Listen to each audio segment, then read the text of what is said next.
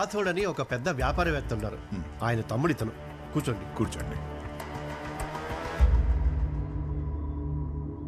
ధర్మస్థలిలో ఒక వ్యాపారం కోసం నన్ను కలవాలంటే పాదఘట్టం వారే ఇక్కడ అందరికీ పెద్ద దిక్కని చెప్పి ఇక్కడికి రమ్మని చెప్పాను. చెప్పండి. ధర్మస్థలి చాలా పేరున్న టౌన్, కానీ దాని పేరు వైభవం వేరే స్థాయికి చేరాలంటే మాలాంటి వాళ్ళ అవసరం చాలా ఉంది. టెంపుల్ టౌన్ కాబట్టి రోజు వచ్చే భక్తులతో కొంచెం ఆదాయం వస్తుంది. ఇక్కడ అందరికీ అదే జీవనోపాధి. కానీ టెంపుల్ టౌన్ ఇండస్ట్రియల్ టౌన్ చేస్తే మీ అందరి జీవితాలు మారిపోతాయి. ఇక్కడున్న అందరి జీవితాలు సంతోషంగానే ఉన్నాయి. అంత పెద్ద మార్పు అవసరం లేదు. ఇది చాలు అనుకుంటే జీవితాలు అలాగే ఉంటాయి. ఆశలు ఆశయాలు ఉంటే రోజు రోజుకి పైకెదుగుతారు. ఎవరు ఎదుగుతారు? మీరు ఇంకా ఇంకా ఎదగాలంటే వేరే చోటుకు వెళ్ళొచ్చు. అడవిలో ఉండే కొండ జాతి మనుషులు మీరు. మీకేం తెలుసని మాట్లాడుతున్నారు? ధర్మం తెలిసిన పాదఘట్టం చెప్పిందే ఇక్కడ వేదం.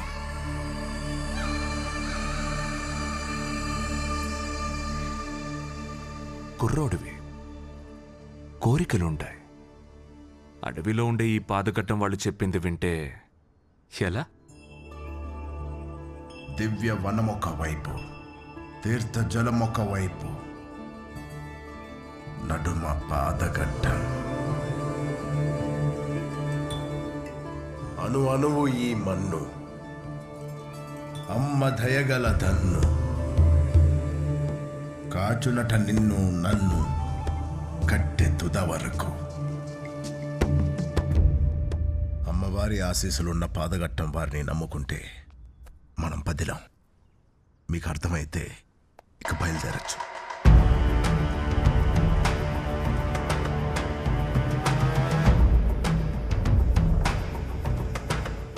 ఎంతో ఆశతో చాలా దూరం నుంచి ఇక్కడికి వచ్చారు. నేను కూడా ఎన్నో ఆశలతో ఎన్నో ఏళ్ల నుంచి ఇక్కడున్నాను.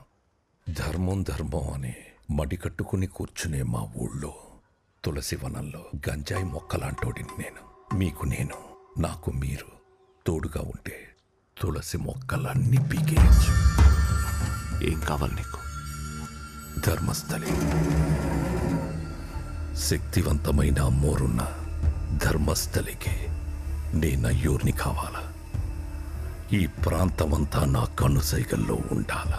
అప్పుడు మా అండతో మీరు అనుకుంది ఇక్కడ జరుగుతుంది.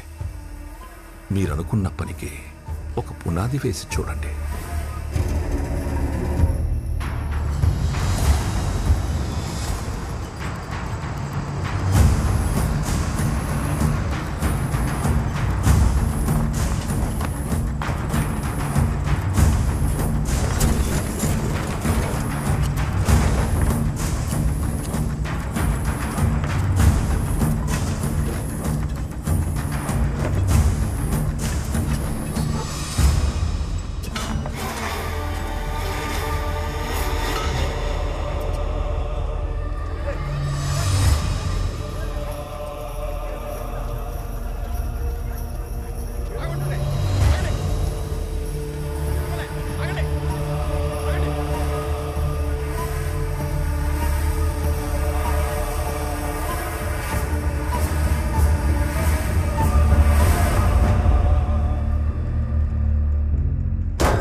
తెల్లారేసరికి ధర్మస్థలిలో ఏదో జరుగుద్దనుకుంటే ఇంకేదో జరిగింది. కాకపోతే మనోళ్ళు ప్రాణాలతోనే ఉన్నారు. అలాంటి టౌన్లో ఎవడికి రా అంత ధైర్యం?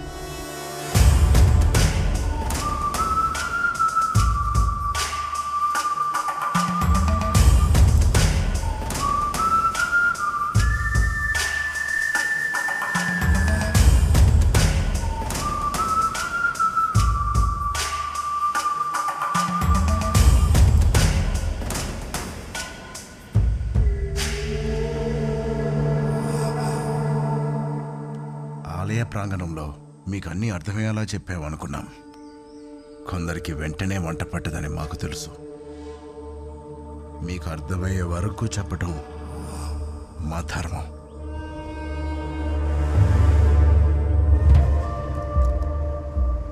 ఇక్కడ అందరూ సౌమ్యులు, పూజలు పునస్కారాలు చేసుకుంటూ కష్టాలు వచ్చినప్పుడు అమ్మోరు తల్లి మీద భారం వేసి బిక్కుబిక్కుమని ఉంటామేమో అని పొరపడి ఉండొచ్చు. ఆపదొస్తే అది జయించడానికి ఆ అమ్మోరు తల్లే మాలో ఆవాహించి ముందుకు పంపుద్ది.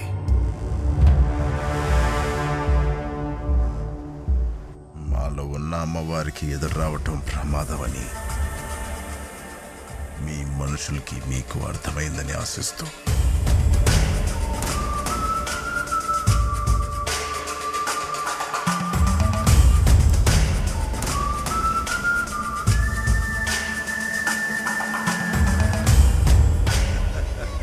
మంచిది మంచిది. నమస్కారం. ఏం స్వామి ఎలా వచ్చారు? ఒక ముఖ్య విషయం మాట్లాడాలి.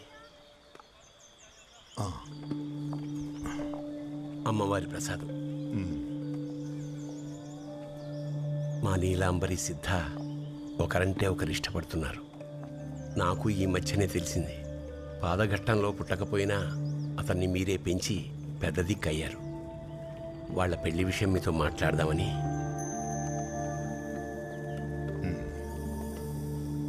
పెంచింది పాదగట్టమే అయినా అతని మనుషులు వేరే ఉన్నారు. కొన్నేళ్ల క్రితం సిద్ధవనంలో వదిలేసి వెళ్ళారు. ఏదైనా ఒకరోజు వాళ్ళొచ్చి తీసుకెళ్ళిపోవచ్చు. తన మీద అన్ని ఆశలు పెంచుకోవడం మంచిది కాదు. వీలు చూసుకొని నీలాంబరికి కూడా అర్థమయ్యేలా చెప్పండి.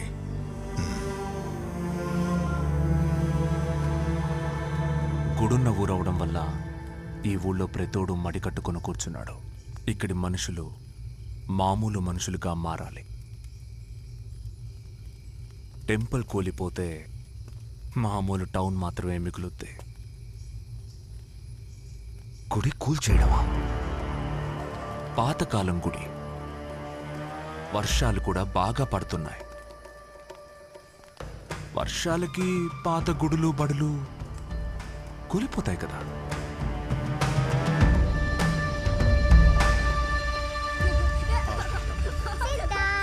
ఏమయ్యా సిద్ధా, ఊళ్ళో వాళ్ళ పిల్లలందరినీ నువ్వే ఆడిస్తావు. నువ్వు పెళ్లి చేసుకునేది ఎప్పుడు? నీ పిల్లల్ని మేము ఆడించేది ఎప్పుడు?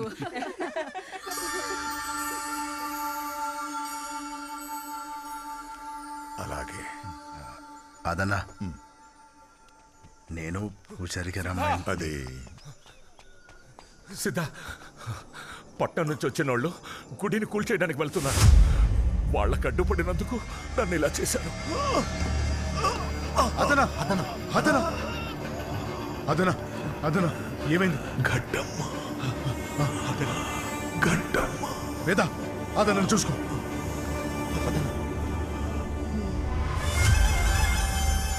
గుడి కంటే ముందు వీడిని కూల్చేస్తారు.